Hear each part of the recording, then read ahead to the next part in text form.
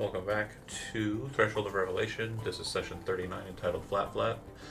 So, Flap Flap is a city that this group has seen kind of in the distance, has tried to catch before, and it is a city, to their knowledge, that is primarily a goblin civilization, a goblin settlement, that is built on a rock that apparently has the ability to fly.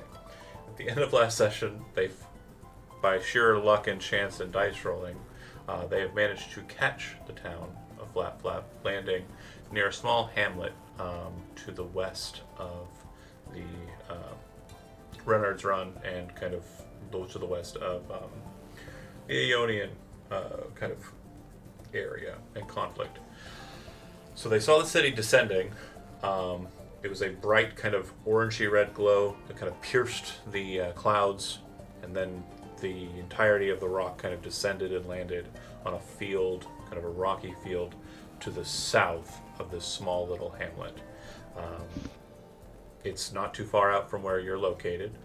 You can approach either the hamlet or the town, flying town.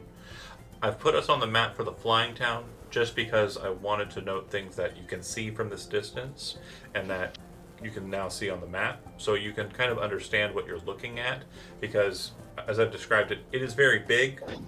It's a decent size, but the same size as Swordbreak. But it's also got a lot of architectural elements that, to the eye, especially to your group that's so well traveled, you'll see things that'll kind of trigger certain thoughts that you're processing, perhaps.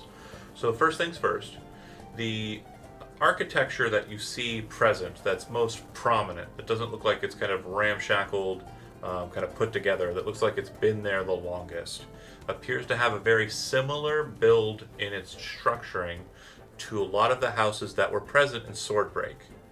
Not all of the houses, because remember, the architecture had its own different kind of variations throughout.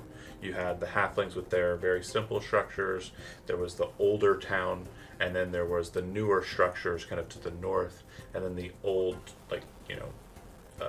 haphazardly kind of built stuff on the shore. This kind of resembles the stuff that was underneath and the stuff that remained above the newer structures. That's the kind of, as you're looking at these kind of structures here, it's these kind of buildings that have the strange kind of tiling. Joseph, Sonat would know that these structures are elvish in make.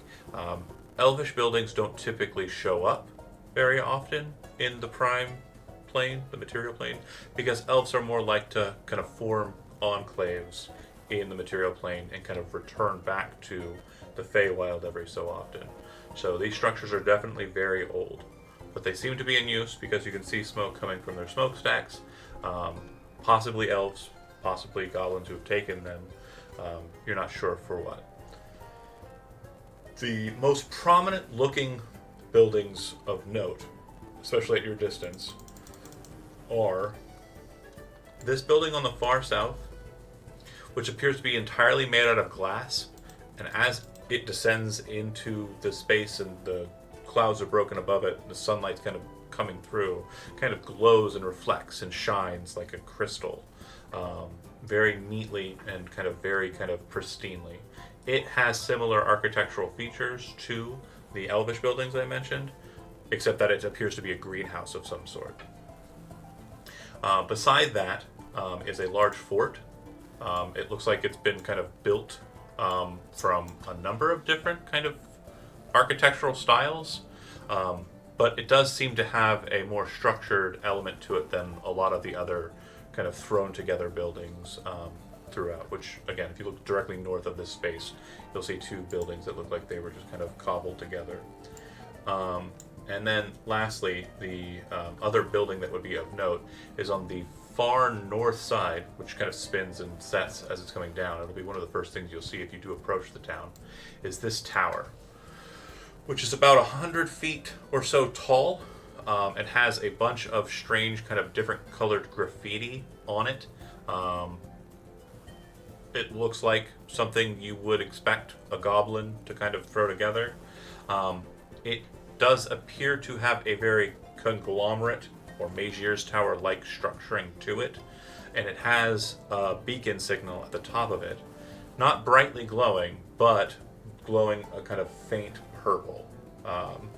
And for those of you who are magically inclined, purple or like this kind of violet color that's actually coming through is very much either illusion magic or it bleeds into necromancy.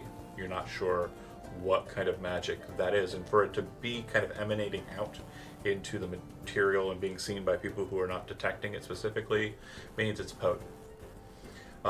And obviously the big bright orange burning thing that, it's not seen from above. Like once it lands, it kind of disappears. But as it's descending down, that's obviously a very noticeable part of Flap Flap.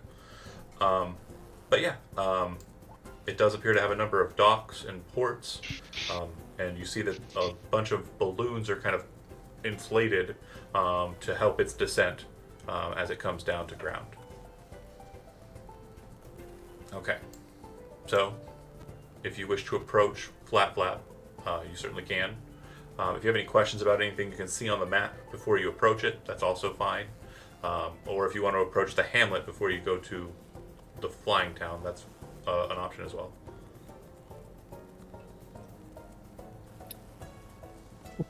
Flap. What's that? Said let's go to Flap Flap. Flap Flap. Yeah, they're moving companies. The little hamlet house will always be there. I can hardly hear you, Brett. You're kind of coming in weird. So yeah, we can go the Flap Flap because it's constantly trying to move. The little hamlet place isn't. Okay. And Uther, A-OK for Flap Flap. Any questions for anybody? I'm not leading. I'm just following this time. Okay. And Andy, for you, any questions? Nope. Anything you want to address? Okay. Nope, going with the group. As you make your way up to the town, from whatever kind of vantage, you do realize that there aren't very many means of kind of ascending. The rock is about 50 feet tall, so the cliffs that are kind of formed when it settles. So it's kind of up there a bit. You do see that there are goblins and other folk kind of up on there as you're approaching that kind of yell down to you, "Go to the north side," and are pointing off to the left, like from where you're approaching. So you kind of go around and find your way to what appears to be that bright kind of glowing tower. Outside, you see a couple of people who are migrating from the town to Flap Flap, and they appear to be kind of entering in between this rocky structure and the tower's kind of small little island that it has of its own. Inside of the divide between those two rocks, there are a number of goblins present. Most of them look like they are just little, goblin thugs. They've got their little shields on their backs, and they've got their curved, strangely kind of marked black blades that they're kind of holding out. One of them seems to be kind of picking their, fingernails with the point of it, and the group seems to be kind of acknowledging to a leader who's wearing a tin and iron crown. He's wearing kind of robes, but they look like they're not super flowing. They're kind of tightly bound, kind of close, form-fitting robes to the goblin. And the people who kind of approach before you go to speak with him, have a short conversation, and before you kind of get close enough to overhear it, they are allowed to head south. And when they make their way into kind of this space to the south of that, you can see that underneath this Elvish house, it kind of hangs off of the rock, and there's a rope ladder that descends from its floorboards down to the ground. And when they kind of come up to it, they both kind of secure themselves, start climbing, but then you watch as the rope ladder starts to ascend through some mechanism inside of the house up into the space. The goblin looks at you and says, Come. Yeah. So, ticket?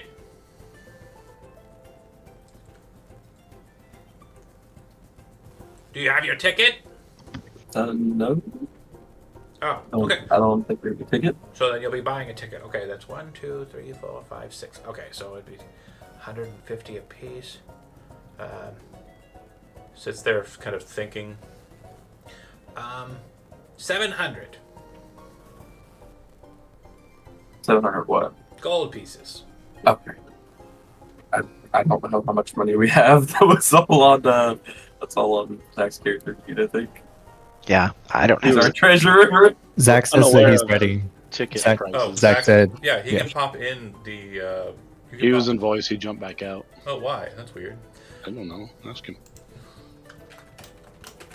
We'll display our conglomerate markings and say we were unaware of ticketing. Oh, We've missed you twice already. well, we have no dealings with that old faction. Sorry. Apologies. Was someone upon Flap Flap expecting you? And he kind of reaches into his bag, pulls out like a leather-bound journal, unclasps it, and kind of opens it up and starts kind of scrolling through, looking like he's looking for like you're on a list, like if you're on a list. Seems like an Andy thing. And if you want to pop into video anytime, cool. Who did we know in Flap Flap? I thought we had a contact here. Was it Dagger? Zach, do you know? We also have that paper. I don't know if the Flap Flap's part of the merchant thing, but we have that. I remember that. He just said he has no dealings with the conglomerate. I don't think that was a conglomerate thing, was it though? That was more like a just merchant alliance type deal paper. The dwarves. Yeah. Didn't they I wonder have what something? happened. I know of that, and I'm like 80% sure that, and by 80%, I mean it's randomly written in my notes little thing that something Flap Flap, and then it has a name Daggard. I don't know if that's a name or if I just typing Dagger and put a D there by accident. You're probably right. I'm looking as well. Give me a moment. Just sort of paging back through notes. Sorry. To address something that it seems like there's a miscommunication about, the Merchants Guild boon is not from the conglomerate. It's from the Merchants Guild. You were given it by the swarthy-looking dude who was like the merchant master. Zach, they want 700 gold to let us in here. But we should show them the thing. Do you? Who has it? The writ. Zach. I'll assume I have it. Okay, so not kind of like. Secretary. And then you show Of course it, not. and the goblin will say, "Oh, okay, so it's 300." I can make that happen. And you weren't here for it. I just want to make sure you get the joke. This individual said, so it's 156 of you, 700, because he's really good at math. And then that says 50% off, and he says 300. So this math is going great, is what I'm saying. This math is going great for us. Sounds right for me. I do not see anything about this person, so let's go with what you say, Brent. Dagger. I'll give him 30 platinum coins. All right. Okay. He counts it all very thoroughly, goes over it again, pours it into a bag, and then hands you back 2 platinum. Man, And you overpaid it. Here you go. I apologize. I love this guy. We've been traveling. I'm a little exhausted. Oh, no problem. And then he kind of like looks over at one of his tufts and kind of like taps him on the shoulder.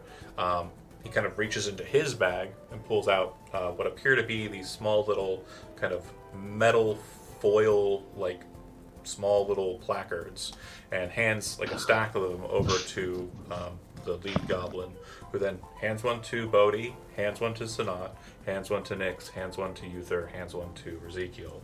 And you can see that they have just strange looking Davic script on them, which is the same kind of alphabet as dwarves use, but it's very much kind of written in more of like a kind of the best way I can describe the way that goblins kind of use the script is very similar to how graffiti artists write words. It's very much like artistically done. So as you're looking at this piece of metal, you can see that it's been acid etched with Davic script. Do they all look like they were made like They or look like- form, or Well- were they all like? They all look identical. They look like they were made by the same person. Okay. And they all look like they were made for like kind of representing something that couldn't be easily duplicated. I These guess are our maybe. flat passes. They are flat tickets. That's right. And so he says, if anyone asks you for that, you are entitled to refuse showing them your ticket, but they are also entitled to fighting you because you refused. The laws Oh, we of don't want any trouble. the laws of Flap Flap are simple. Treat anyone however you want them to be treated. Simple enough. How I want them to be treated. Okay. However you want to be treated yourself? No, however you want However them we to want be them treated. to be treated. Yeah, So if we want them to be killed, we kill them? sure. He says, mimicking his voice a little bit. He says, sure, if that's what you want to do. But again, remember, if someone then decides that they want to kill you, then they're entitled to try. Ah. Interesting system. Well, I thank Live on you this for your town forever. hospitality. The other goblin says, I mean, it's not like, we stole this place, so it's like, whatever. Finders keepers. Yeah. As soon as we get up there, ask him for his ticket. Well, If you want to do that, you go he ahead. sends you along. They don't It looks follow like you. he's out of tickets. Yeah, they don't follow you. Like, so they let you go on. And so Throw him overboard. you're No tickets. there was Had that to be made. because if you had refused to pay and had tried to find some way else on there, it was a possibility that joke came up. But unfortunately, we are not going that route. He says, "Just head on over to the ladder, and they'll take you up."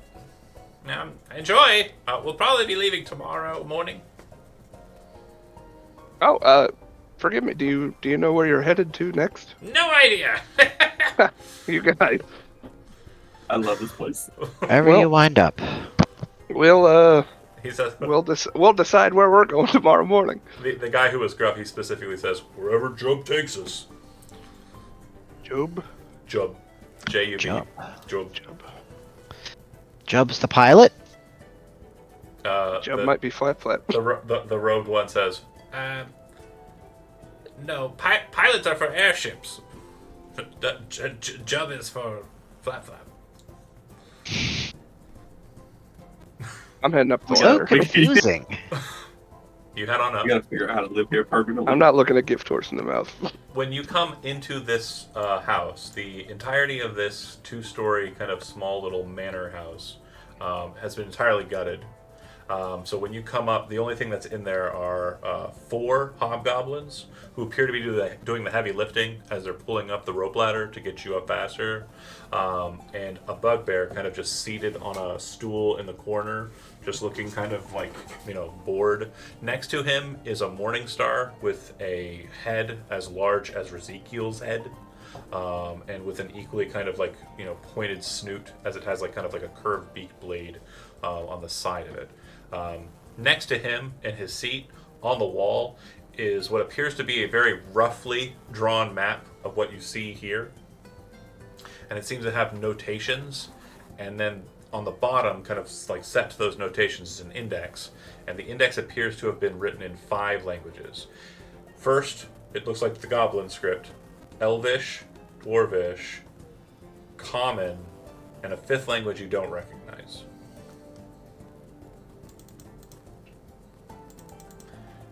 So, as you look at it, you're able to decipher a couple of facts about the common places that are present here. Of the languages that we speak, do we see any discrepancies between, like, this language has this information, this language has something different? Not for meaning, just like more or less spelling discrepancies that don't offset Some the word grammar. entirely. Like Sure. it's not so much grammatical. It'd be like if a word had like an e in it in common, and that's what you'd expect it to have. It might have like an a or an ae or like something weird. Gotcha. So notating stuff. I'm going to go ahead and put some number markers on here. Just so we have an idea of what's what, and you can take these notes as you please. So number 1 is listed as Gerbert's Tower. Okay? Food there. I'm not giving you number 2 because it's separate. is a totally different thing. Number 3 says Flap Flap Dock 1. Number 4, which is actually this kind of whole ass kind of top jumble of buildings, is listed as the Flying Pig Inn. Then you have on the left side Flap Flap Dock 2. What number is that? That'd be number 5. Number 6, in Common, Elvish, Dwarvish, all the language that you probably read, it states that 6, the center, the heart of it, which is probably just drawn on the map as like a big kind of glowy kind of yellow mark, is listed as Volatignus. And I'll go ahead and put that in the Discord since that's probably a word. It's a big word. Volatignus. But when you look at the Goblin writing, there's no way whatever was written in Goblin translates to that large a word in any of the other languages, because it looks like it's just like 1 or 2 letters for the Goblin writing. If you speak Dwarvish, you can actually kind of sound out what's present there, because again the alphabet's the same. And so the Goblin script appears to say Jub. All right, number 7, the guild halls, and that's the kind of hub of buildings south of the well. Sorry, why is it not doing it? There it is. So it's basically like this kind of area south. 7 is you're talking about? Yeah, Guild halls. Guild halls. It will say that 8 is Flap Flap Dock 3. I am not going to be giving you 9 because it wouldn't be marked on this map.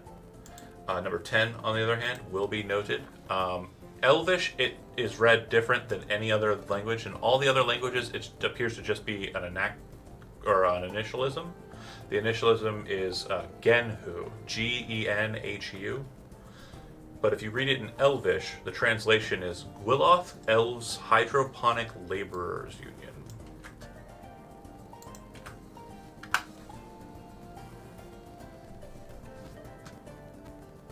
And then last but not least, Fort Flap Flap, which is 11. Okay. That's what the map Fort, kind of... Fort Flap Flap. Fort Flap Flap. Okay. Got it.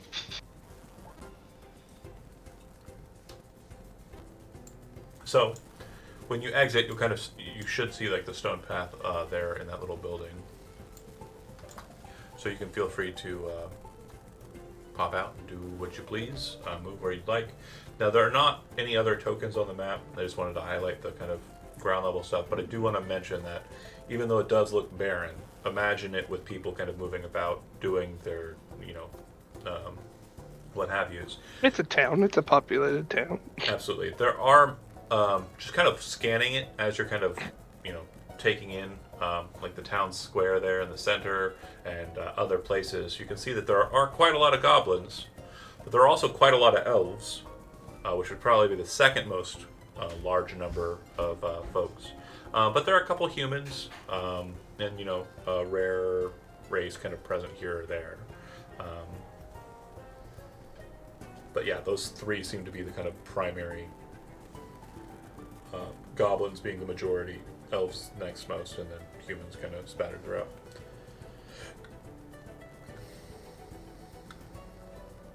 Okay, so anywhere in particular you want to head? Well, I think I'm going to take Silas to the guild halls and see what kind of trades they have going, if either of them would interest the 2 of us. Or if any of them would interest the 2 of us. Okay. I'm mostly looking for potion recipes and or ingredients. Okay. I'm gonna assume he's looking for the same for cooking. The I'm gonna go with them. Okay. the consensus is that they don't do much in the way of shops, but if you are interested in things that are vegetable in nature, they say the Genhu is the place to go, and that's the big glass building to the far Big side. greenhouse at the south. Yeah. If that's the case, I'll head in that direction. If they don't have anybody that would like teach or train, then yes, I'll go there. Well, again, they might, but the goblins you'd be asking these questions of, like the front door goblins, would be like, they don't know. I'd still want to go check out the guild halls then. Cool. Guild halls, and then Genhu. Cool. Yeah, guild halls on the way to Genhu.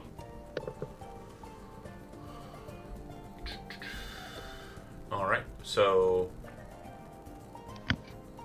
what about Ezekiel, Uther, Nix? Oh wait, yeah, that's right. I would like to also ask if we could split up some of that gold, so in case I find a new sword or something. That would be How many cool. swords Or have if we I can got? have some. How many new swords do we need? Man? I only have one. It's Maleficent. Very good sword. The only thing we did last time was I made my armor perfect. Sounded like my character in Solasta. Having like 9 weapons. I don't know how to use any of them. You see what you see, and then we'll decide what we spend our money on. Okay. But I'm just gonna wander around and kind of just check out everything. I'll follow Ezekiel around. All right. And Nix? I don't see anything dilapidated to go stare at and drown in my sorrow. So How I'll long just are we follow planning the on dog. staying? What's that, Andy? How long are we planning on staying? Well, what you just paid for is tickets for a single hop. So wherever it's going, you're going to. Unless we leave by morning when it launches again. Correct. Well, I'm sorry. What does a single hop mean, though? That Wherever means it goes it's next, gonna we go have a somewhere. ticket to Could travel that be, wherever could the that hell be it's more? going. Could that take more than one day? Is what I'm asking. Right? Could do, yeah. Quantum leap. So I could find us a place to stay, maybe, Okay. Sounds like that. and I'd want to go to the Flying Pig Inn. All right. Flying Pig it is. Okay, so we'll go ahead and do. Go ahead and do Ezekiel and Uther. You're just kind of wandering about, right? Yeah. Any particular one of the things that I mentioned that's like striking your interest? I kind of want to see, like, I'm assuming like there's an area I can look down into and see what that number 6 is. Okay. Yeah, so Yeah, it's go also look at kind Jeb. of dilapidated building, so that kind of strikes off, two characters' desires for things. Absolutely. So when you start heading towards the center of Flap Flap, you'll see that there are a number of different goblins inside of the broken buildings, and there are a lot of different contraptions kind of hanging over and in. There are also contraptions inside of the building that you can see that are being worked by these goblins. One of the main tasks that they seem to be engaging in is they are kind of taking and lancing like wood blocks or stone or something with these kind of long, kind of dark spears, like pikes, actually, kind of really long pokey proddies.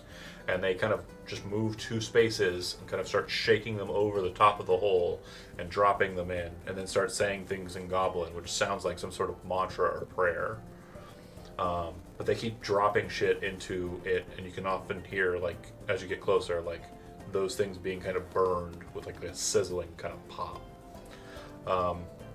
And yeah, you make your way to, whichever space, and you can see down into the hole, and there is just a massive sphere of, like, semi-transparent fire with kind of like a sun-like surface that slowly kind of, like, undulates.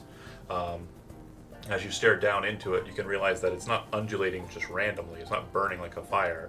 It seems to be moving with a sort of sentience. It seems to be kind of moving with intent. One of the goblins. That's Jub. One of the goblins walks over to you and says, "Hey, you two! You here for services, or you just looking Lollygagging. Just looking. Okay, well, if you wish to stay around, you have to offer something. Maybe chuck it in. Does it matter what I offer? Nope. Okay. And he kind of just strides past you. His robe's kind of dragging behind him, like just covered with dirt and soot and like all sorts of just mess. And you can see that he has a pretty prominent like symbol on his chest that seems to be like a goblin, like nobility marker. If you have history trained, you can make a history check. I'm going to pull out that old stone hand I've had from when we first went into Ambleboat. Mm-hmm. And after looking at it for a little bit and realizing it probably still doesn't do anything, I'm just going to toss it in. Okay. Whoosh. Uther, you were. Yeah, I'll asked. just grab some random bullshit off the ground and throw it in. You find a rock, you chuck it in. Okay. So for Ezekiel, when you toss it in, you kind of see it just hit and disappear. You hear a voice that's kind of feminine appear in your head, and it says, "Thank you for the gift." Uther, you get no such acclamation for your gift. But yeah, the goblins seem to be kind of making You done offered your hand to this entity and you didn't even know. making a process of it. And the guy who was walking away just after you kind of turns from whatever he was doing and says, "Don't you bother any of the stokers," and then starts moving back away from you, continuing on his circuit as he seems to be kind of going to each of the broken houses and telling the goblins or talking to the goblins and going through the mantra in goblin language with them. Okay. I'm going to cut from you, and we're going to go ahead and snap to Nyx. So you enter into... He stepped away. Oh, sorry. Then we're going to go ahead and snap to... Well, no, he's back. Look at him. Hang on. We'll do I'm both. back. I'm back. Okay, He's wearing shorts. we'll do I'm wearing shorts. It's very true. We'll do that first then. Okay, so as you approach the space, you can see that the main entrance is kind of present, and there's, kind of like, porch seating, number of individuals kind of seated, enjoying food. You see occasionally like a goblin server come out and, start serving what appear to be kind of all different types of cooked vegetables and all different kinds of like steamy kind of drinks. And when you enter into that space, bear with me here. Come on now. You're doing great. Having some difficulty. To the... Okay, the thing I was hoping was going to work didn't work. Bear with me. You No got this. worries. Take your time. This is going to be so cool.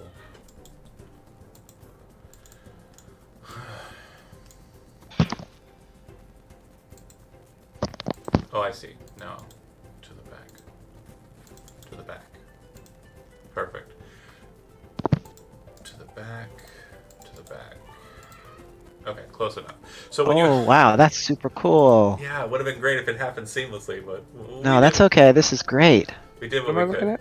at? So if you look at the northern side of the town, Oh, it is okay. now an interior space. So you would enter Yes. into this chamber here, and you would see that there really aren't any people about to talk to you. Okay. There is a staircase that goes up. Mm-hmm. Wait, no, we're on the... I think we're on the... Are we? Let me double check. I don't think I have secondary floors. It's just the one, right? Oh, don't do this to Tell me. I'm telling me. Okay, no, it's just the one floor. Uh, Okay, so when you enter in, nobody comes out and addresses you or anything. There appear to be two doors that are kind of closed, and staircases that go up to seemingly nothing. It would seem that the servers are coming from a door to the north, kind of exiting out of that, a door to the south, coming out of that space as they move outside to serve the people out there. And you can hear some people in the northern door But yeah, it doesn't look like there's anybody up on the higher deck portion there. It doesn't look like there's much going on in this room. Is there a bar? No, there is not. Basically, you're entering into what appears to be like a house's foyer, right? Staircases that go up to a space above, and there's a door up there, but there's really not much like in the way of people or anything. The servers are coming out of the door to the south and kind of coming out to the space to serve, and there seems to be some sound and noise of people north of you. The doors are both closed, being opened as the servers come out for the southern one. So again, this is the main entrance where I come in, and then there's a staircase, and then there's a door here. Door up above, yeah, but the door has. Okay, I would go through that door. Oh, if I would try the door. Okay, so when you get up there, hold on a second. I believe that puts you, yeah, right outside.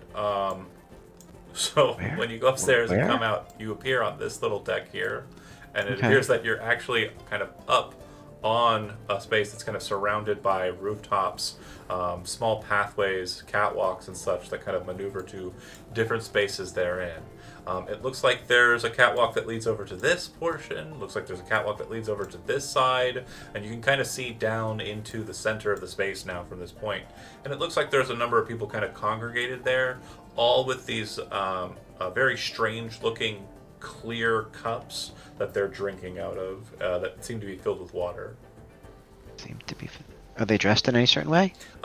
It's just a smattering of people. So you would see some people that were kind of dressed like the toughs that were outside. You might see one or two of the like large robed individuals that Ezekiel and Uther just ran into. There's a couple of humans. There's like 5 or 6 elves who are kind of talking to one of the robed goblins, and there's a dragonborn. Are there like servers that are shuttling back and forth between these small steps above? No. So what So strange. what you do see up here is that there is a. Hold on, let me make sure I've got it right. I'm gonna go ahead and move this back to the map layer. Did it work? I'm getting better at this. Map layer. So it does look like there is kind of a space that leads out to like over this way. And it looks like there's a way to enter into like that side over there. Like there's a catwalk and like a descent for steps that go down into some space therein. But these look like sleeping areas, right? Is this a sleeping area or is?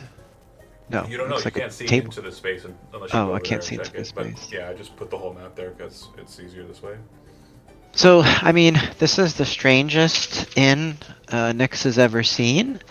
And now his curiosity has peaked, and so he's thinking less about finding a place to stay and more about figuring out what this strange area is. So he's going to try to make his way over from the catwalks and then down to this area in the center. Absolutely great.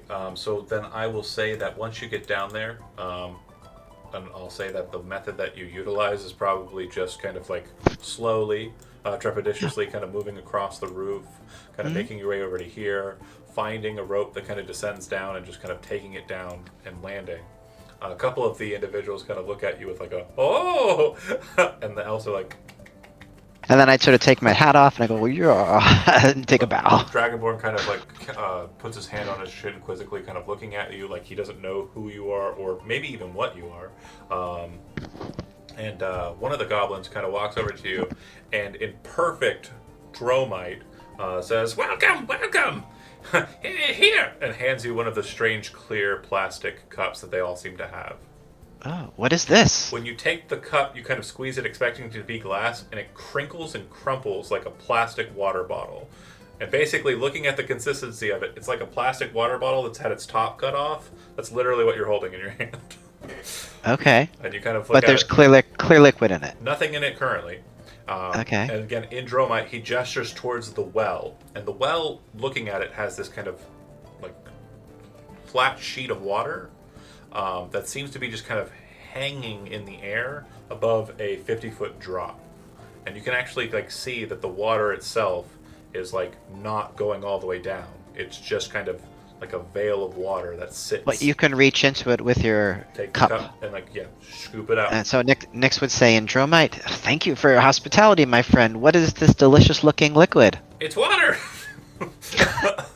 And he kind of gestures. Perfect. And moves Perfect. over to the group that he's with, and he says, "So we're frog tossers," and he kind of gestures towards like his group.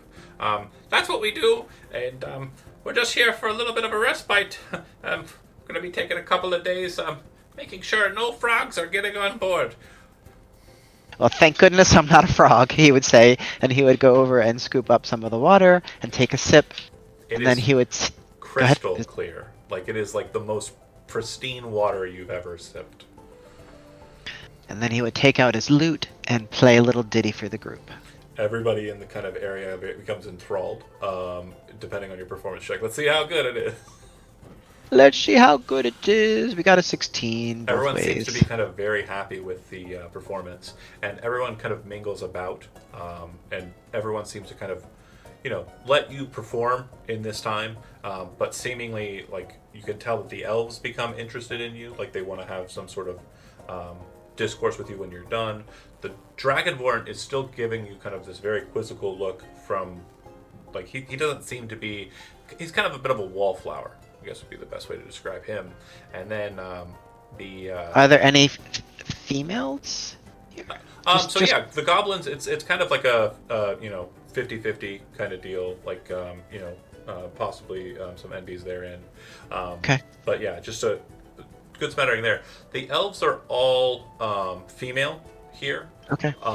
And then the Dragonborn appears to be male presenting. Okay, sure. Are there any people that look like they are working at the establishment, or all customers? It appears that everyone here is just milling about, hanging out, and not really kind of a customer, or, they look like they're just here. Best way to describe it. Okay. So I would just sort of mingle around and hear what I can hear.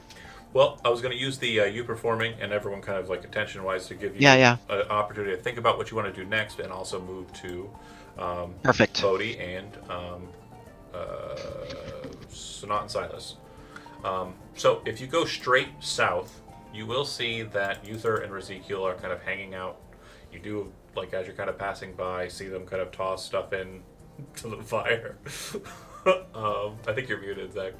But yeah, as you kind of enter in, you can see that there's like a number of goblins kind of on this strange looking kind of like sled contraption with like a mill that's kind of like pulling this very large rock that they're slowly trying to kind of glide across it into the, like, right above the heart of the fiery thing.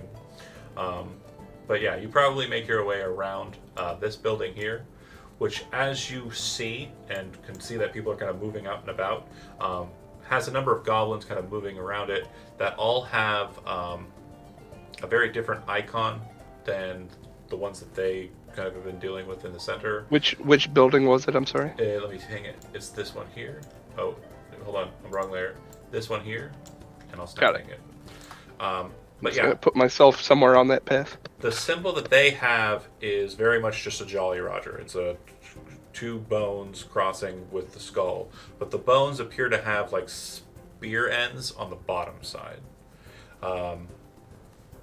They all seem to be kind of like mustering, and you can see they have all sorts of different contraptions of like flight contraptions, like thopters and like small little zeppelins and the like, that they're all kind of landing, putting in, kind of setting up, tying down, or getting ready to launch. You're not sure which, but it looks like it's a very busy area over there. Looks like it's some sort of, if you had to venture a guess, that building is probably like a workshop or like a warehouse where they store their aircraft.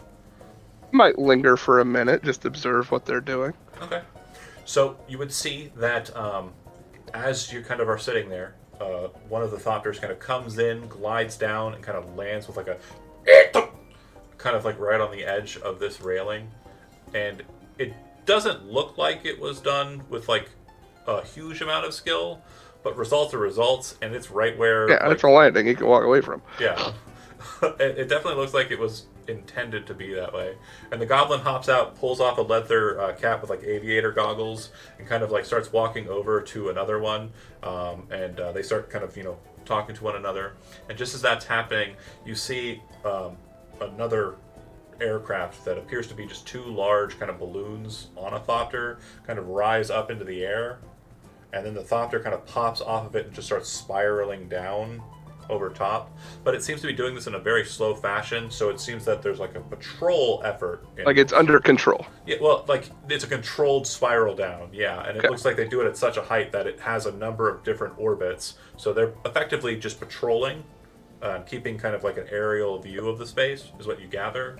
But they're not doing it through any power other than the balloons that pop when they get to a certain height and then they glide down. Makes sense? Fascinating stuff. Yeah. Yeah, so it looks like these are not the proficient like aircrafts of the conglomerate. These appear No. to be very much hodgepodge devices that were created by like an insane artificer who had a purpose in mind and built for that purpose. Pay them a visit later, but Okay. that is interesting. Yeah, we'll continue south and east towards All right. the guild halls. So you would notice that this building here, as you're passing it, appears to have a like on the back end that you have to walk past. There's a Sure. cliff behind that drops off, so that's actually off and into below.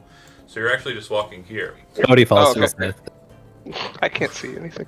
It's I okay. keep zooming way out and way in, then you're like referencing something I can't see. No worries, big city. But yeah, the building here, elvish in structure, appears to be some sort of large temple.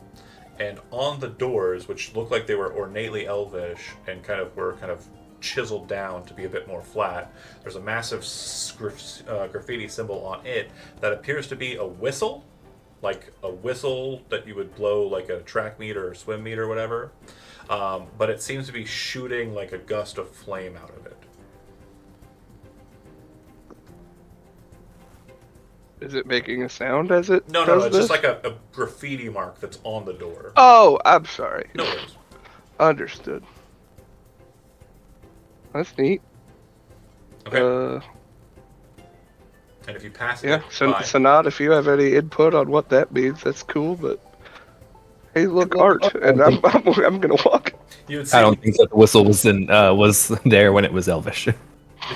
you would see more of the goblins that I mentioned to Ezekiel and Uther inside of the building, with the long spears, the long black spears, kind of putting stuff on them like wood and shit, and kind of hoisting it out over the flame, and then kind of shaking it so the thing falls off and in.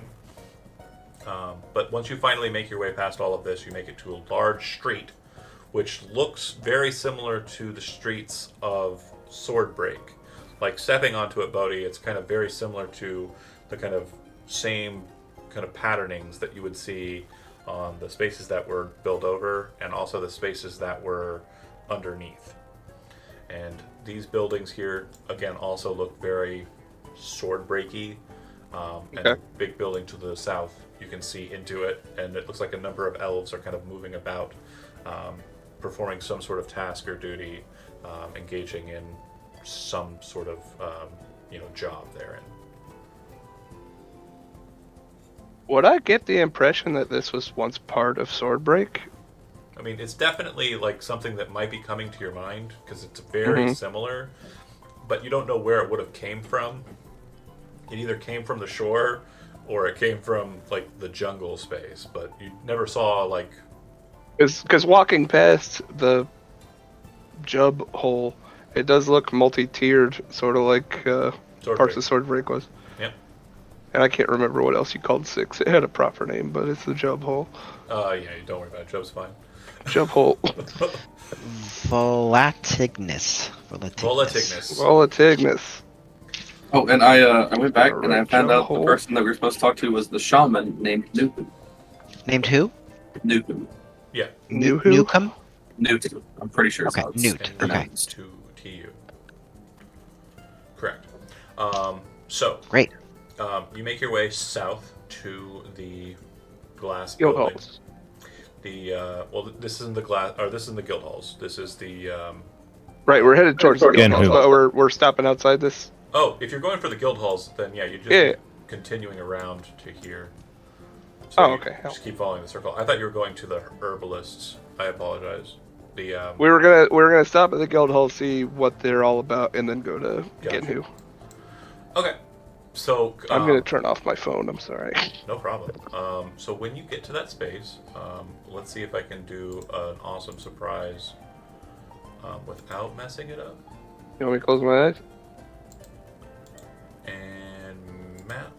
Okay. So when you get to this space, it does look like this exterior doesn't really have much going for it. But up here on this kind of large balcony that's kind of built beneath the shadow of a tower. If you're pinging, I can't see it. Oh, sorry. So this balcony. And I'll shift ping it. It didn't work on the... It's not on our layer. Yeah, I see why... Okay, sorry, getting used to the new layer system. You're fine. There it is. Okay. So, it does look like there are goblins and stuff up there, and other folk. And when you kind of approach this way, they kind of look down at you specifically and say, because again, you kind of came to ground here, they kind of wave down and say, "Are you here for the guild?" Yeah, I think so. I'll wave back up. Yeah, I think so. Okay. And they throw down a rope ladder. It hits the ground, and they will ascend you up to the space. The tower here isn't as tall as Gerbert's tower to the north. Just a little bit smaller there. And it looks like it has cannon barrels sticking out of each of these small little holes. It looks like it's high enough that it would be able to shoot over everything in the town, with the exception of the largest tower. But yeah, they point to this kind of ledge and say, "You can make your way inside. Are you looking for anything in specific?" My friend here is a chef of no small renown. I'm sure he's looking for some recipes or any kind of local teachings you might have. I myself am a practitioner of alchemy. My associate maybe as well. I'm not fully aware of what his interests lie. Oh, well, not a problem. Yes, let's see. And if you're not ready for us, you can talk about the dog and the guy at the job hole. No, I'm mostly focusing on what they would say in response. I believe Primagon has made his way to the small hamlet to speak with the folks there, and the Malbranch is also not on town. I don't think there will be much in the way of aiding you in itemry. Were you under the impression that we had a lot of things to sell? It crossed my mind, yes. I'll be Well- honest with you. Unfortunately, our last job wasn't exactly very lucrative. Oh, where'd you come from? What was it? Takes a second. I can small talk all day, John. He says, it was a place. It was a place. I'm trying to remember the name. And again, I am also kind of like coming up with it, I get it. in my head. But he would say eventually. No wrong answers. Dragard. Drayard. Dragard. Dragard. Like Chody's son guard. Hmm. Where's that? To the south. Do you have a map? Somewhere, yeah. He kind of, if you pull out your map and he kind of gets a hold of it, he'll kind of make a mark on it, and I will notate it. Thanks. It's to the south, right on the coast there. Anything of note happens in Dragard? Well, nothing happened in between Dragard and here. Unfortunately, it wasn't very lucrative. It seems like the skies around that area are not particularly favorable right now for the guilds. Oh. Forgive me, I'm a bit of a layman. What does that mean exactly? Oh, so if you're not familiar, the conglomerate and other forces in the area have had a number of different conflicts throughout the centuries in around this area. So after we got Flap Flap and Jump, we decided to find remnants of the old forces and take them. And sometimes we've engaged new forces, and we take that stuff too. Whatever's there for the taking, we take it, and we add it to ourselves in whatever way we can. And that's what we've been doing for the last 3 decades. Yeah, the island does seem to be a bit of mishmash in architecture. I'll give you that. But it's great, right? No, I love it. You've done fine. You've done great work. Thank you. I'm just saying that explains it. I would say right now the only thing that's really happening in the guild halls is the stragglers by are probably relaxing inside the sauna chambers. Sauna chambers. Mm-hmm. Oh, like an actual sauna. That makes sense. The elves are extremely partial to it, but gestures towards not if you. But I know that if you might be too, maybe if you like. I don't know if I have the constitution to be steamed exactly. I'm Well, soft in metal. it's not so much just that. But yes, okay, fine. If you do not wish to, I can put in a request with either the FF Improvement Guild or the Guild of Malbranch to possibly address you when they return. If that is doable, yeah, absolutely. I would greatly appreciate it. Do you have a preference for which guild? What would you recommend to an alchemist? Well, Again, I'm a layman. Again, the guilds don't really deal in the same kind of trade that I think is handled by guilds on the surface. Sure. The Improvement Guild focuses mainly on the acquisition of anything that would improve the island. Primagon is very focused on making sure that no landslides or drop-offs happen again. Yeah, you can't have drop-offs. Well, yes, we crushed an entire, Can't afford drop-offs. we crushed an entire town in Inundia. It was terrible. So that's what they do. They are very focused on construction and magical application therein.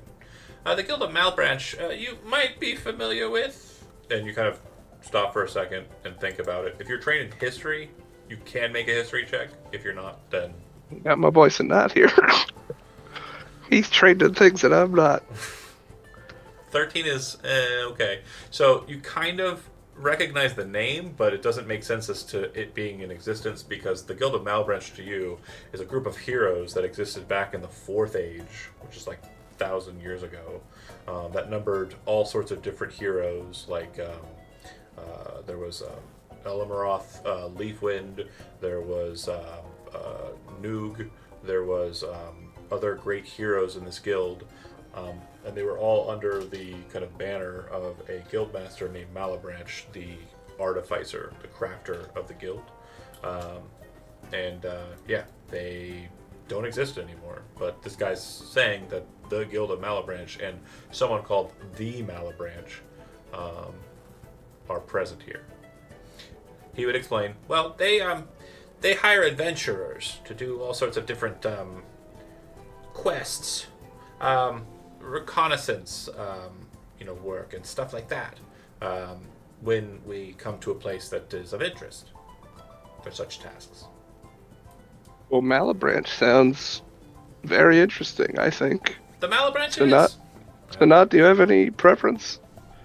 I think we should figure out more information about them since that person shouldn't be a person. Fair. So what you would know about Malabranch from your history roll, again, not super high, is that they are a member of a race that you would know as the Gith. Whether they are Githzerai or Githyanki, you're not sure. And in this campaign setting, they're kind of hard to differentiate because they've been stuck here for so long. Are you familiar with those races outside, or those species rather, outside of like this context? So Gith are basically in D&D canon a species that was Was taken. that subjugated by the Mind flayers. Yep. mind and flayers? Okay, that's all I know. They kind of split into two different aspects. Gith Zerai are very orderly and focused to protect their minds from mind flayer assault, and have basically created great monasteries in Limbo to kind of bastion themselves against future attacks. Some Gith Zerai have kind of moved away from that space and end up in different spots. The Unending Spiral is not directly connected to the rest of the planes in existence. It's kind of like a falling point, so if someone ends up here from somewhere else, they're not getting back, and their past doesn't really matter. And that's true with mind flayers. The ones that are here have been here for a very long time and are kind of interconnected. Same's true of Gith Zerai. And then Githyanki are basically pirates, raiders, destroyers. That's how they coped with what happened to them, and they kind of became larger tyrants than their oppressors. They're most known for their ability to kind of sever people out of the astral plane with their silver swords. They were very capable killers of mind flayers who would try to astral jump away from them. They would just chase them in and kill them. But yeah, so Malebranche is a Gith. Okay. Or at least the one you know historically. Okay, great. So then, nothing else? Are you putting in a vote for one or the other? Yeah, I think I'd like for the Malebranche to call on me when available. Cool. All right, I'm gonna snap back then to. Does he think they might be available by the end of the day? It's like morning right now, right? Yeah, it's early. Yeah, it is early, because you slept, you woke up, and that's when you got the one. We walked like a mile and then we found Flap Landing. Yeah, the one was actually like right, the last roll, but it was the last roll of the sleep, not the last roll of the travel. Right. Anywho, he would say, perhaps they definitely need to be here before dawn. That's when we go. Yeah. I think the winds and also Jub will probably take us westerly. It feels like we could end up near Blood Rock. We haven't visited there for quite some time. Could take us further to the west, maybe somewhere in the sands. Perhaps Panacea. All very cool. Well, we're staying at least until dawn. Okay. If you want to chase them down, they just went to the hamlet up north. You could try and find them there, but it might be better to be formal, depending. Sure, I don't want to intrude. Of course. But again, thank you so much for your time. No problem. Snapping back to the folks who were at the what we are now calling a Jub hole. Throw rocks in the Jub hole. The guy eventually kind of circuits back to you if you don't go anywhere else. If you want to leave there, you can go somewhere else, but if you do stand around and kind of just take it all in, that same like little robed goblin will eventually come back to you. Okay. I don't really have anything else, unless like the rock over here needs help getting thrown in, or if they got that. Oh no, yeah. By the time, if you do wait for the whole circumnavigation of the hole, you will watch as the 3 goblins and then like the other 4 goblins who are kind of like beneath it, pulling on like weights. They have a system. The rock that they are moving appears to be like very, very heavy and large, probably like a 1-tonner or 2-tonner. You're not sure quite how big, but once they get it out over the top, there's this kind of very sudden kind of shift of the ropes that causes the massive rock to actually shoot a good 10 or 15 feet out over the hole as it kind of descends, and it falls right into the heart of it, and you can just watch all of the fire coalesce around it very suddenly, and it takes maybe like 6 to 12 seconds, but it eventually just emulates the entirety of the rock to nothing. Yeah, I'll definitely watch that happen. Okay. It's crazy how like precise the Fucking cool. melting of stone of this thing presents is. And when it does that, the two of you actually will, because of your proximity, gain the boon. Yeah, this kind of warm wash kind of flows over you, and you just feel kind of emboldened by this kind of presence. For the next 6 day, you have resistance to fire damage, resistance to radiant damage, and whenever you take a short or long rest, you gain 10 temporary hit points. Cumulative? What? No. The temporary hit points never stack. Okay. Yeah, new 10 every time. Just take a short rest for a day.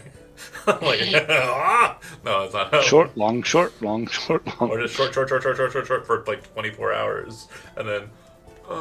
And then just beefcake your way through whatever. can place just we walk. get. Just gonna no. walk up to boss fights and get hit in the face. I have a Just million- whistling.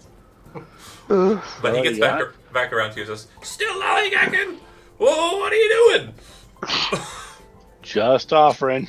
And Chucks more rocks in. again, remember, the guy at the beginning said there are no rules. Like, effectively, there are no laws. So him being upset by this is just him being upset by this. Like, there's no law that you're breaking. He's just. Okay, He's personally annoyed that you're there. Just kind of relaxing, you know. I just stare at him and throw a rock in. Stop it!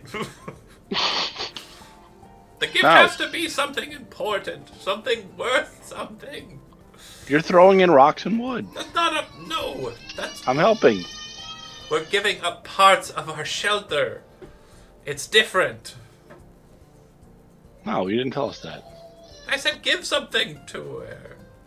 This is something. I throw another rock in. Shakes his head. This is my favorite rock today. I'll toss in my old splint armor. Okay.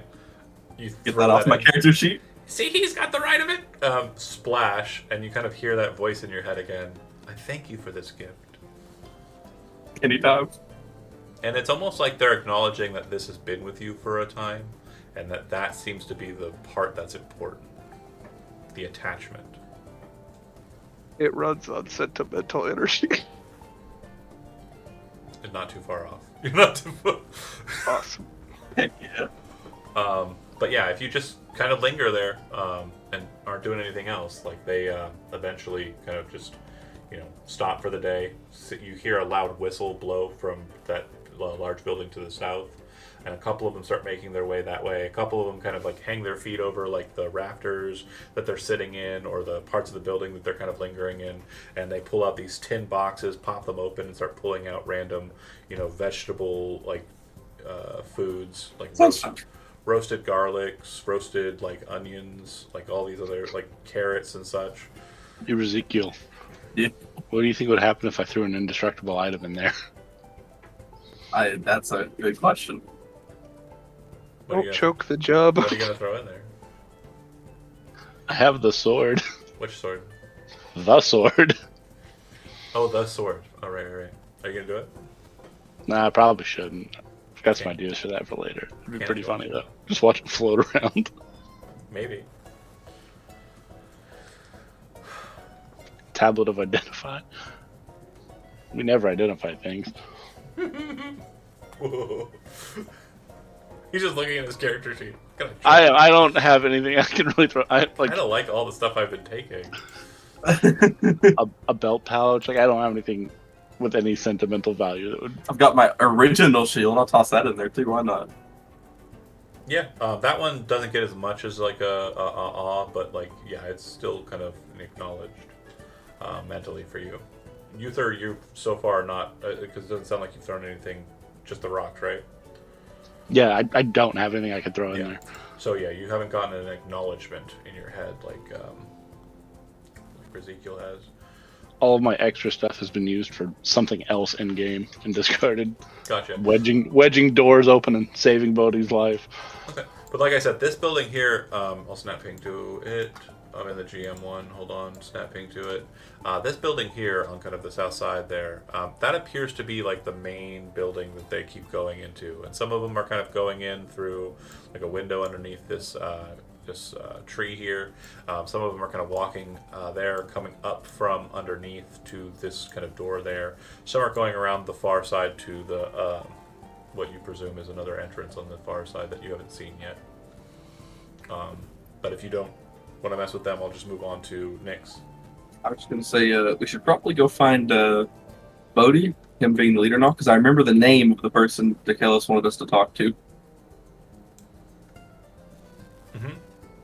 So I last remember him going in this direction, so I shall go in this direction. Okay.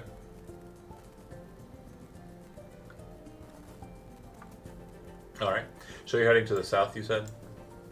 Just Okay. down to like the last way I saw them going. Yeah, and so when you two kind of make your way back out that way, it's easier to actually go down here onto this layer, move across the pipes, and then head over, instead of going down to the surface and then walking the way you did. So eventually you do see each other kind of coming toward that same main thoroughfare there. Cool. I'm going to cut to Nyx, though, before we deal with that. So, Nyx, you kind of finish your set. Like I said, a lot of people are kind of like interacting with you back in Nice. the well area. There are options to kind of go different spaces, different other areas. That's absolutely true. Throwing out the occasional pun here and there. But let's go talk to those elves who seemed interested. Okay. So as you approach, one of them kind of bows with like a gesture and says, "It has been a very, very, very long time since I have seen a Dromide. Your name?" My name is Nyx. Checking my notes. I am Talindra Gwiloth. I am the headmistress of the Gwiloth Elves Hydroponic Laborers Union here in Flap Flap. Workers Unite. Indeed. It has proven quite necessary with the lack of order here in this town. Well, I am the leader of a group of adventurers. Interesting. And we've just arrived in town. Tell me more about this unrest. Well, not so much a matter Roll deception. of unrest. I'd be happy to roll deception. Simply a matter of no one really concerning themselves with what was here before. If you're not familiar with the story of Flap Flap, about 30 years ago, this rock actually was part of a town, another city nearby. Have you heard of Swordbreak? Oh, yes. We've traveled there. Well, in the center of this portion of town, the elvish nobility section of town, the vault of our greatest treasure resided.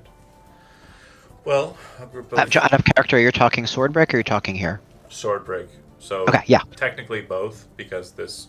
I'm going to describe what happened. Okay. A vault resided here in the center of our noble district, which became Flap Flap. A group of ambitious goblins, the Flap Flap tribe, found it very interesting to them when they came to land at the air docks of Swordbreak and learned more about what was inside of our vaults. They became enamored with it. And their negotiations oftentimes were just dismissed. They were nothing to fear, or so we thought. Then they found a way into the vault. And with the power they found inside of the vault, they were able to take not only the vault and its treasure, but the entire noble district of elves from Swordbreak. At first, we flew off into the sky. Most of the elves were keen on leaving as quickly as possible, and some of them, unfortunately, were foolish in their efforts to leave. Others found it necessary to hunker down and hold to themselves with everything that was going on. But once everything... Why couldn't you prevent them or take back what was stolen from you? I don't think you're understanding what I'm saying. When they stole what they stole, this section of Swordbreak lifted off into the sky. What has been taken out of the vault was not something we could put back into the vault. That being... Perhaps I wasn't clear. I was thinking more, why are you not in control of what Flap Flap does and where it goes? Because we do not have favor with what they brought out. Which I'm was? sure you've heard the name Jub. Yeah, I am familiar with Jub. I'm also familiar with the name Valentignus. Volatignus, the Fire Titan. A primordial of great power. It was bound by older traditions of elves in our vault. Flap Flap wished to commune with it. The nobles that ruled this section of town before it became what it is now decided in their wisdom that they would not allow this religious connection. It probably I'm sorry, the connection between the Fire Titan and... the Flap Flap. Flap Flap wanted to talk to Fire Titan. Flap Okay. Flap was a goblin or a goblin tribe at this time? A primordial Flap of Flap was a great goblin power. tribe, yeah. Flap Flap Oh, is, okay, right. Flap Flap is the name of the Goblin goblin tribe Go- and the town. Got it. Uh-huh. Okay.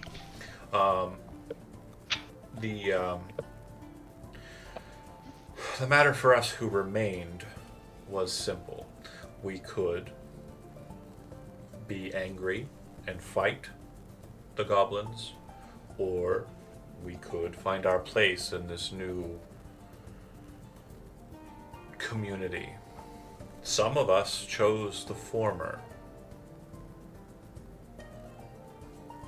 They're not around anymore. Those of us who chose the latter have found a symbiosis with the Flap Flap that, in my opinion, was much greater than that which we had with the people of Swordbreak.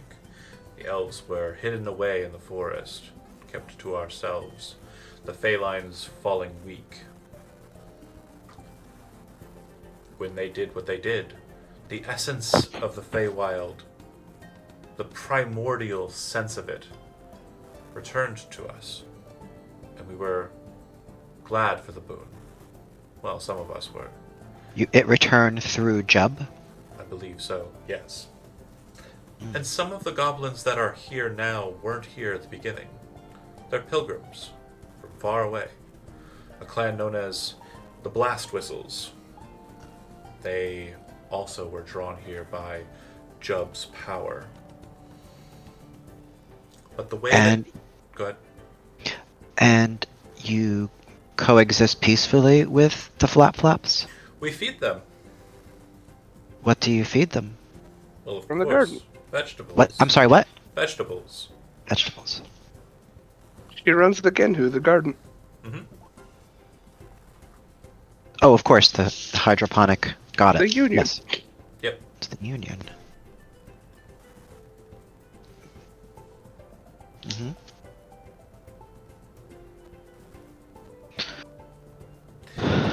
Very interesting. It has been a very, very interesting 3 decades. I can say that in my lifetime, I have had the most fun. It gestures to the others who are kind of like nodding solemnly. Does that sound very elf-like? Had the most fun? Elves are chaotic. I was gonna ask, Okay. what kind of elves are we seeing here? Like, am I seeing elves like myself, or Oh, well, you're not there. I know, but like the ones that we've been seeing, just Sure. like out and about. The one you're speaking to, which is Talindra, she appears to be kind of high elven. She's not a Ladrin, so she's not as in touch with the seasons as your friend Sanat. The others appear to be wood elves, which again, kind of staging it in a way that's easy to understand. Eladrin are very connected to the Feywild. High Elves are pretty connected to the Feywild. Wood Elves are hardly connected to the Feywild. The further you get away from the Feywild, the more you become connected to the material plane. And so, Talindra, you wish for things continue with Flap Flap as they are? Yes, but of course, I also think that there does need to be a semblance of balance. I don't mind the chaotic nature of the Flap Flaps. Some of them are quite skillful at what they do in their efforts. I just don't wish for them to think that their might that they utilize to take what they wish outside of Flap Flap can be utilized against us. And I suspect they've been doing this, taking from you? No. Okay. No. It was made very, very, very clear to the Flap Flap brothers that that would not fly. And ever since their efforts about 3 decades ago, the early onset, they've learned that we have our place here. And they respect us. And we respect them. The reason the union exists is to ensure that everyone is equally fed. They bring us the resources we require. We pay them in kind by making sure everyone has as much to eat on Flap Flap as they wish.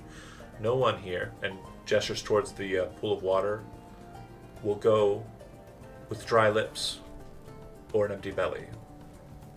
And if you paid for a ticket, then neither will you. And what resources do you require? Oh, at current? Not terribly much. We are very interested in perhaps heading to Penford, but we haven't been able to make communication with the city in some time due to the matter regarding our field being taken up by a massive amount of horses and riders. Interesting. Well, hopefully that won't prove to be much of a problem any longer. Well, hopefully, I'm sorry, what have you heard? Oh, nothing.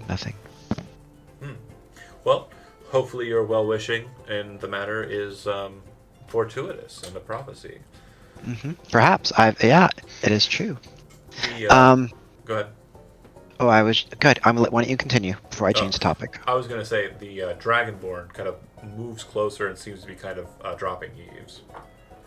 Oh. Okay. So Nyx would say, Talindra, you've been so friendly and helpful, and have made me feel welcome. My group and I might perhaps stay here for a time, and are looking for accommodations. I found this inn a bit strange. I didn't see people to talk to secure those accommodations. Do you have any advice? Oh, you paid for a ticket, right? Of course. So that's not how things are done here. You can find a room. If it's not occupied, it's yours.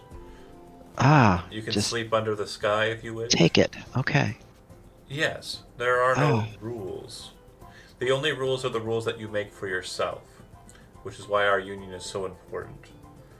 If we were to not care or concern ourselves with the efforts of feeding everyone, then no one would be fed. An anarcho commune. Yeah, I get it. That's very interesting.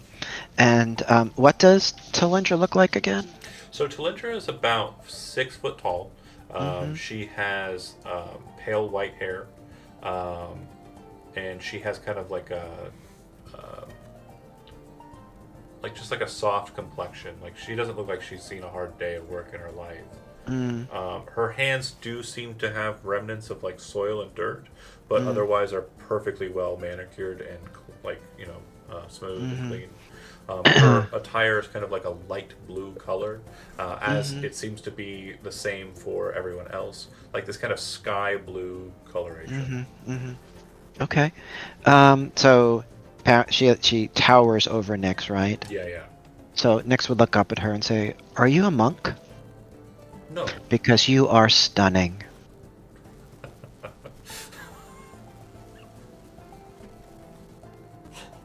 You can have Come on. you can have inspiration. I already have it, but so who doesn't have it? This is fun. I'm so happy right now. I'm so happy right now. I don't. Are you a Fine. mug because you're stunning? Get out of here. That's funny. Who doesn't have it? I don't. I don't think. I will Jerry give does. it to you, Zach. She seems to be gobsmacked by the statement. Like she genuinely kind And then of he winks too. At the end of he winks. fair. It seems after that point, like the Dromite becomes kind of a point of interest for the elves, and they kind of, flirtatiously and kind of like coyly and like interestedly kind of talk and commune with you. You don't give any information regarding the fall of Willowdean, right? None of that is traveled. No, You no, don't no, mention no. you're a conglomerate, right? You just say you're a group with adventures. I said I was the leader of a group of adventurers. Okay, but they definitely believe that. Perfect. That is absolutely the case. But yeah, the conversation doesn't go much further with them beyond that. And the Dragonborn does not seem to approach or engage, just seems to be just kind of keeping just a very curious eye on you. It's not like, I won't say it's unnerving. It's definitely not like super forward. It just seems like there's a genuine interest in you, like you're someone new. But yeah, Okay. I'm going to snap back to the others, who collectively move south towards the Genhu building. Correct? Yes. Okay. What was 11 again? Did we pass over 11? I thought it was the guild hall. It was but Fort Flap Flap. That's the fort. That's right. Yep. So Okay. you'll see that there's signage on the door. It does have like all of the names like written out. It's in the different languages. You'll see that in common, there's two. Why is my brain? Titles? Not titles. It's initialisms to Acronym? acronyms. That's the word. Thank you. My brain dumb. Genhu? Genhu and Gelhu, or Gelu, which Gelu is the precise like translations. Yeah, but Genhu seems to be a precise translation, or the starting letters of the Elvish, and then Gelu is the precise like starting letters of the Common. Does that make Common? sense? Sure. Okay. But yeah, the doors appear to be closed. There are people inside that are kind of moving about throughout the space, and you can see lush green for 3 stories up, and all along the sides as well. Like just outside, there's plants therein. I'm going to snap in. But yeah, gorgeous, gorgeous space. You open the doors. Ezekiel, you enter in. Bodhi, Yeah. you enter in. Yeah. Sanat, and Uther. Okay. So when you enter into the space, your temperature outside was a bit cool. I'd say it was like a nice 60 degrees or 50 degrees because it's getting closer to winter. When you enter into the space, it's like a nice, hot, briny 90. Like it's just like boom, it hits you. There's an immediate kind of sound of insects in the space. Like it just feels like this is a much more kind of like natural space than you were in just outside. An elf walks over to you wearing the same blue as I described for Nyx. Looks over at you and says, "Hello. Apologies. The headmistress is not currently in if you are wishing to speak with her. But might I be of some service? Are you here for a purpose? You are... Oh. Yes. Forgive me. I didn't realize I needed an appointment. We were hoping to resupply. We're visitors from the surface. Oh, of course. I was curious if you have any surplus for sale, anything of that nature. Well, there is no sale here. That's not how this works.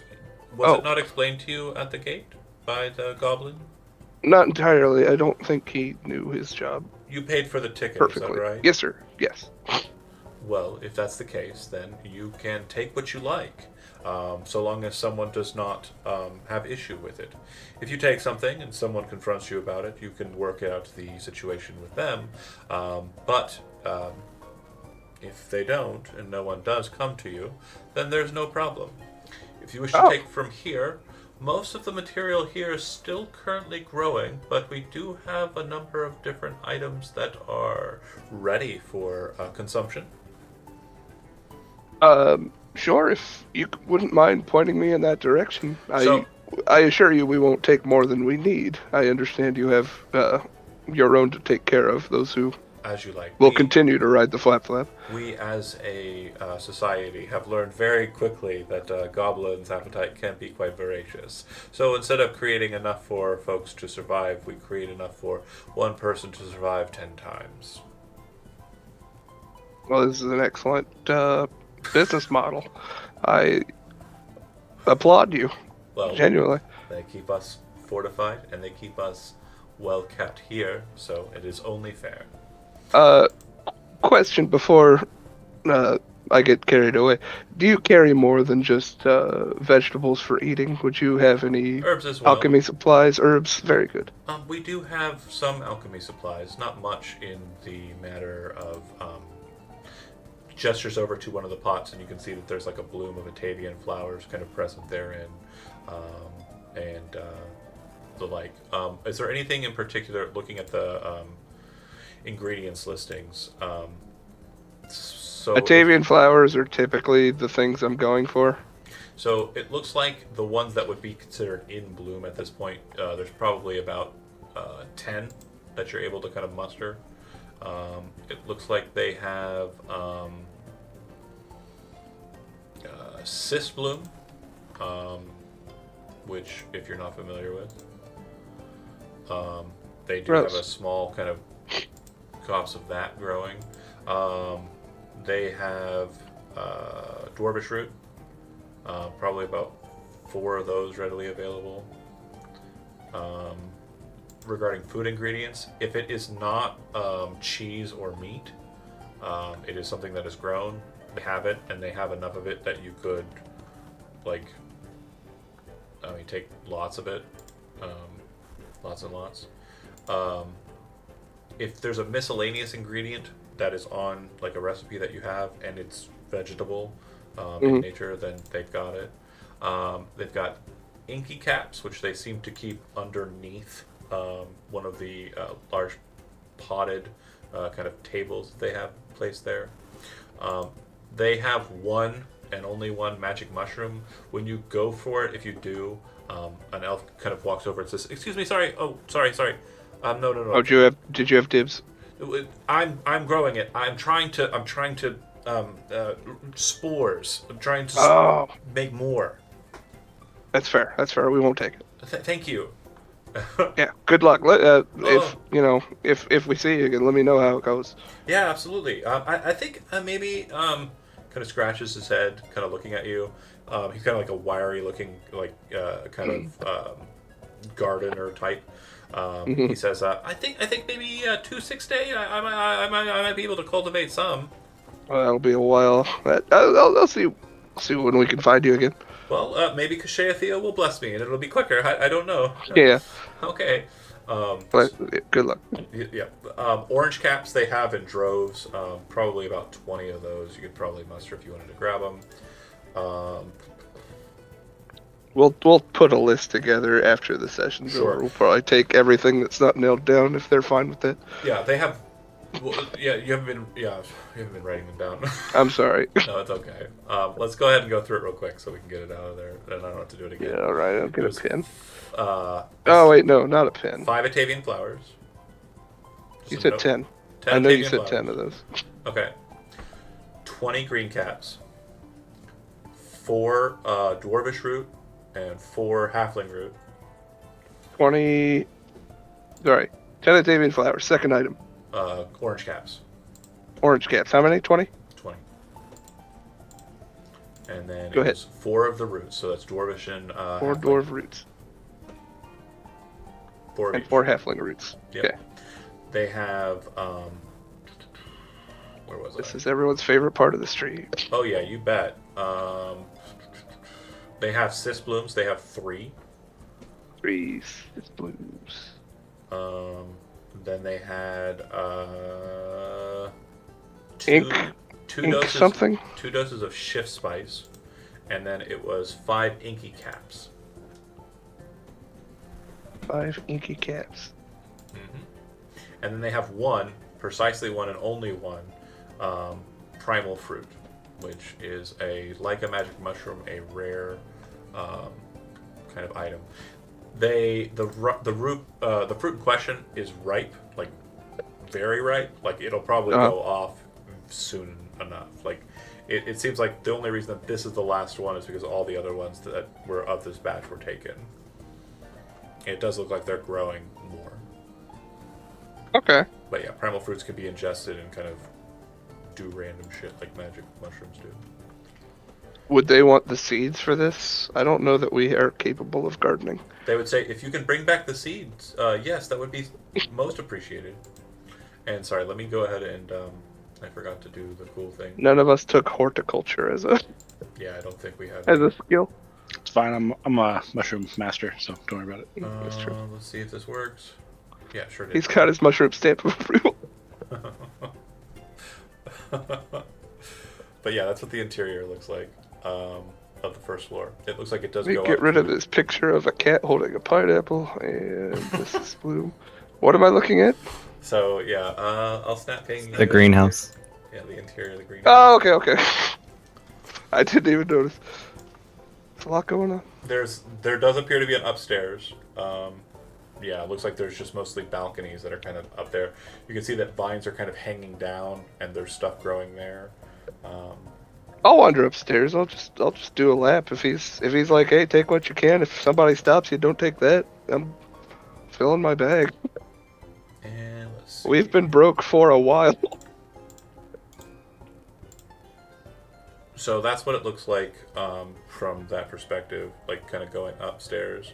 Cody's Couple of running a supermarket sweep. different points. There are a number of staircases that do go up beyond this, and they look like they kind of go out onto the roof. So, yeah, looking at this space up above, Bodhi, you can see that there are a lot of vines kind of like growing from them.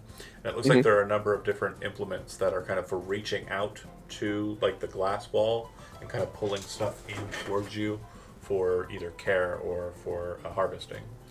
But yeah, it looks like the space is literally abundantly filled with just all sorts of different whatever you would need. Like consumables. Yep. So if it's I'll talk to Chody, or I'll send him a message, let him know. Sure. He needs to put a shopping list together if there's vegetables and stuff Sorry, I forgot. There's also that he would want. a Levidian rose. Just one though. Levidian what?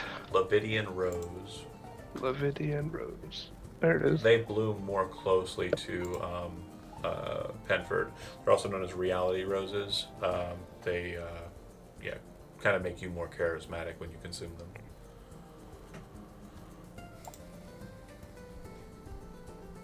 Neat.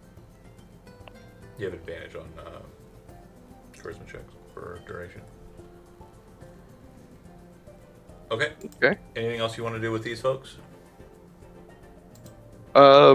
Just sort of like on my way down the aisle, if that guy who was geeking out about mushrooms is around, I'll ask him if there's anybody on Flap Flap that's skilled in alchemy. I'd be happy to learn from them if such a thing is possible. He and I are comparing mushroom stamps downstairs. Right. Well, I believe Talidra is a capable enough alchemist. Yes, she might be interested.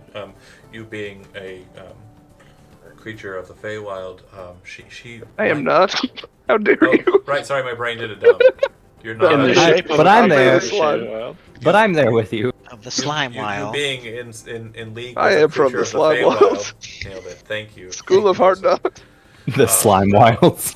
I mean, that sounds pretty cool. But anyway, It's out there. that We shouldn't, haven't explored all the multiverses. shouldn't be an issue.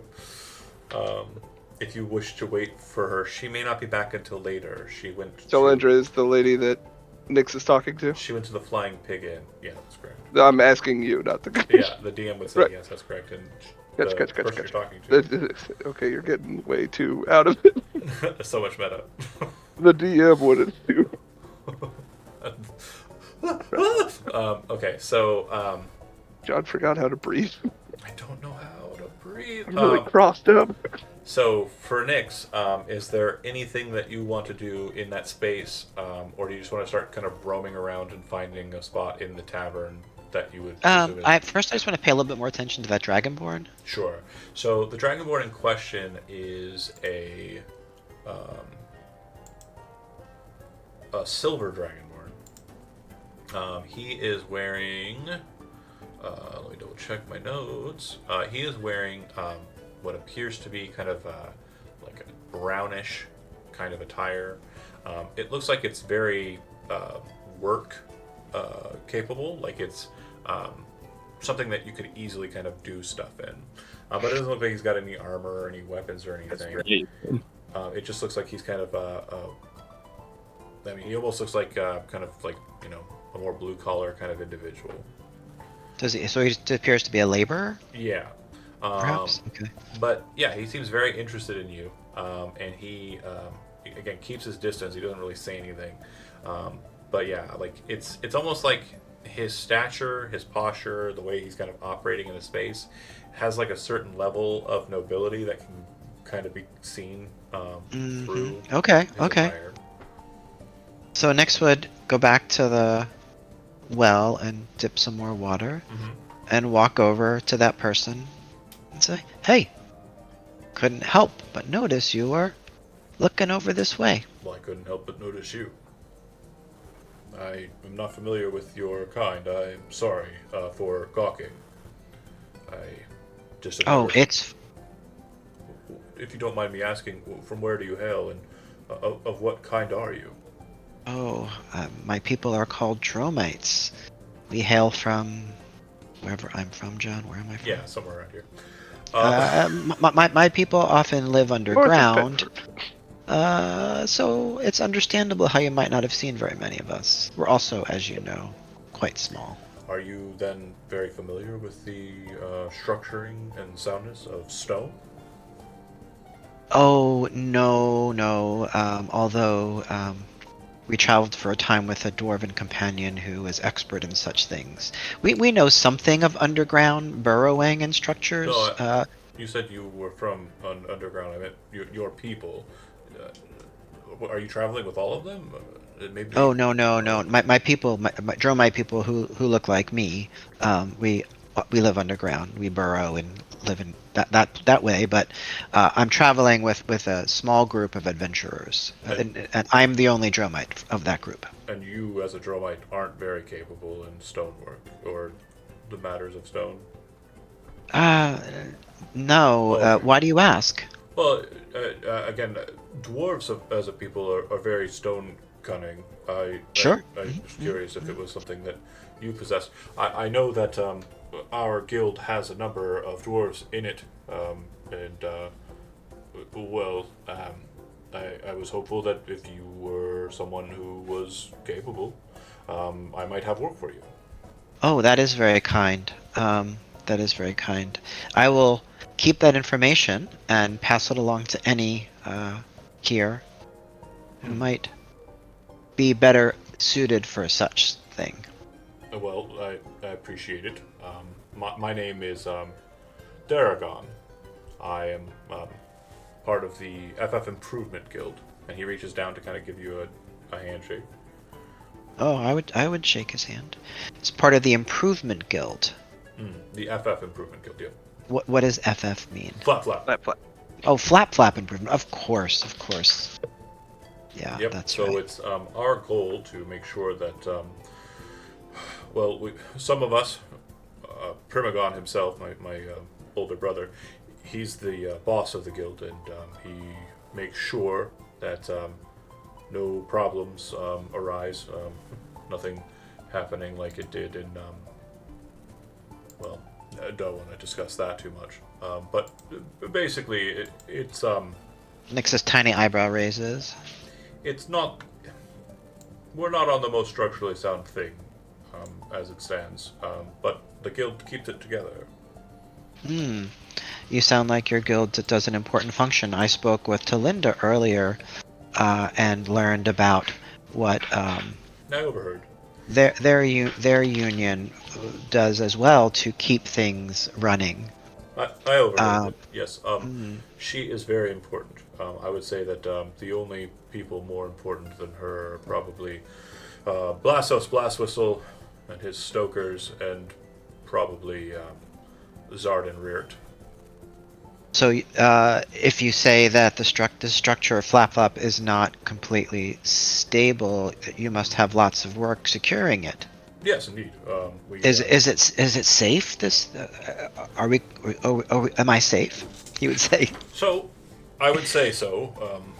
Worst case scenario is we descend and land on something, but due to the nature of some of the magics that have been placed here um, by Blassos, if a portion of the rock does descend, it will land, but everyone on it should be fine. But not so much the Everyone case. underneath it, yeah. Right, Mhm. right. Have you been losing workers, and is that why you're soliciting for additional help? Um, Not many are interested in um, working. The Flat Flaps themselves are kind of leans forward, a bit of a pirate clan. Kind of leans back. That seems reflected in the philosophy of this place, eh? Oh, for sure. But again, they are not without a heart and concern for everyone who is willing to do what they can. Either you pay or you work. And, well, we work because we desire the safety of Lavidia. Lavidia. That'd be the entire region of the northern map, you know, Okay, thanks, yeah. Penford included, and all the way to the west, just past Bloodrock. Um, Blassos and his group arrived here as pilgrims from somewhere far to the south, or far to the east, somewhere called the Shattered Lands or Shattered Islands, I think it was. Shattered Coast. I don't remember, but It was thoroughly shattered. Whatever land I it remember was. it was shattered, whatever it was. Yeah. But his are a different clan of goblins who are not as they're not like the Flap Flaps. They keep to themselves in the middle and are given whatever it is they need. They, like the Genhu, have their purpose. But yes, Daltia is the de facto leader of the town at some times, and then it's Zard at others. Sometimes it's Rurt. It just depends. The Flat Flaps hierarchy is not one of a defined leader. It just shifts depending on the need. And they work together well? There is no competition? Well, they're family. I mean, sometimes Ah. there are blows exchanged amidst one another, but Daltia usually wins those fights. Her brothers are not exactly as stout as she happens to be. So I am sorry that I don't have the kind of expertise you're looking for, but I am the leader of a group of adventurers who are here for a time. So if you require assistance, you can let me know. Yes, we might have some interest. I do know that there was some problems with the stonework at Gerbert's Tower, and that might have some issues that need addressing. But for now, I don't think there should be much besides labor. But we do offer a number of good things in kind if you are interested in doing the work. It has been very nice speaking with you. Likewise. He would give a nice bow. And head off looking for a room to squat in.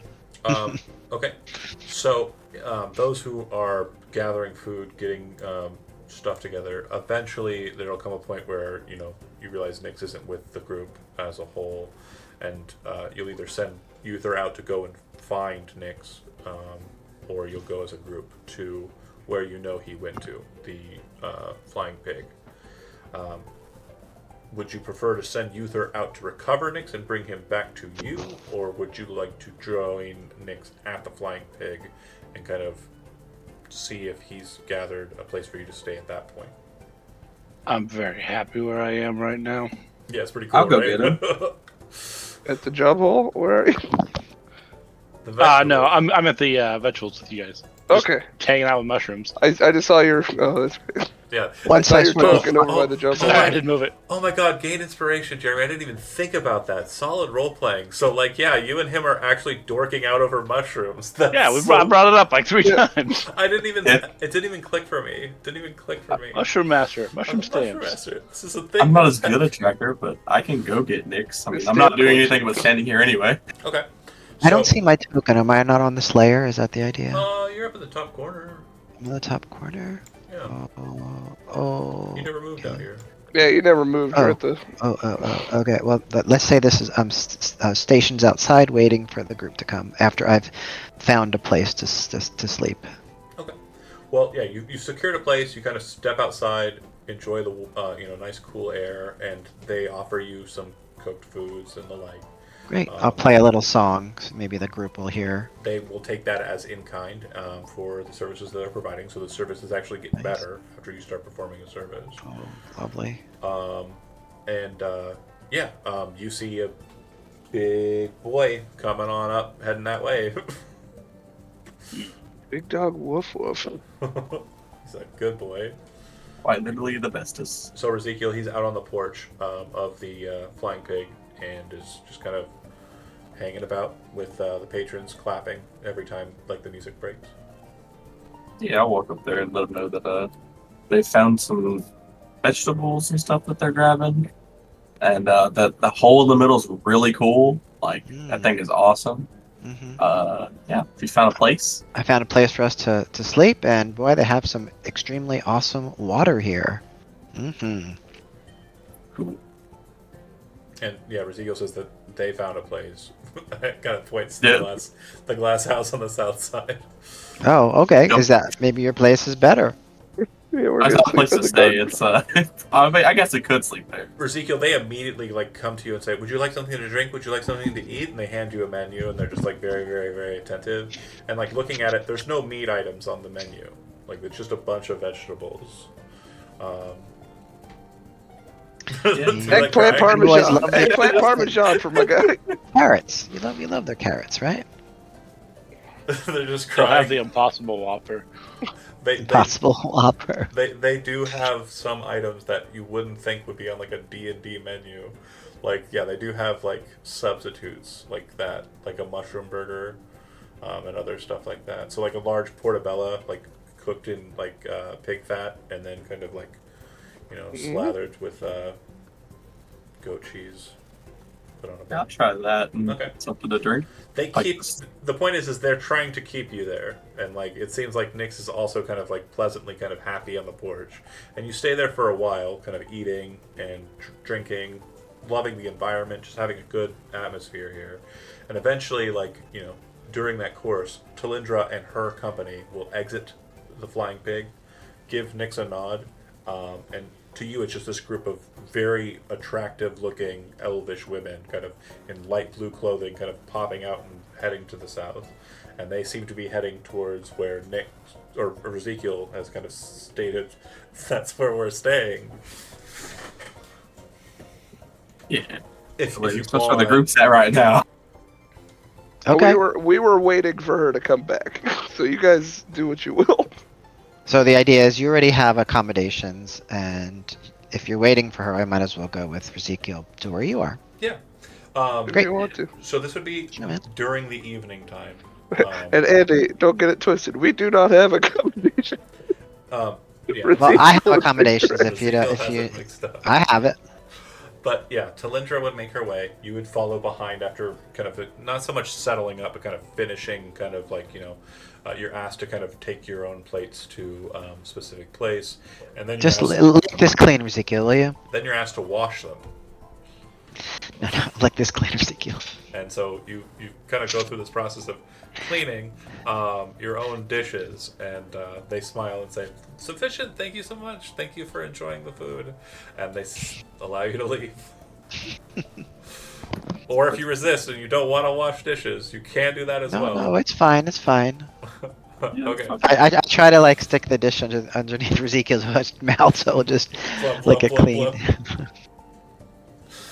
The point is that once you're done with your duties, you're making your way south. So you'll arrive at the greenhouse after Talindra has had time to kind of convene with Bodhi, Uther, Sanat, and Silas. And since we don't have a Chodi here, I think that communication will go pretty well with him present. So what I'll say is they enter in. You see them as I've described them. They meet you in the main hall, and that's basically where we'll start next session, with you conversing with Talindra and I've her got my company. basket of groceries. And the basket of groceries is taken. Uther still geeking out with Mushroom Boy. Perfect. Sanat's maybe sampling strawberries. I don't know. They do have strawberries. Thanks for watching those that did, and we'll see you next week.